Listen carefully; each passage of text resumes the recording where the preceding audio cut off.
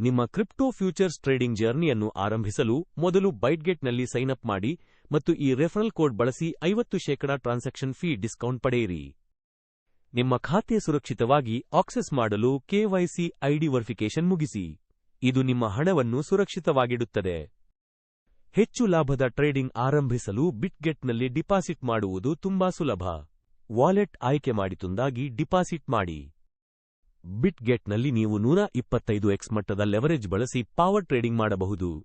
ಹೆಚ್ಚಿದ ಪ್ರಾಫಿಟ್ ಬೇಕಾದ್ರೆ ಇದನ್ನು ಟ್ರೈ ಮಾಡಿ.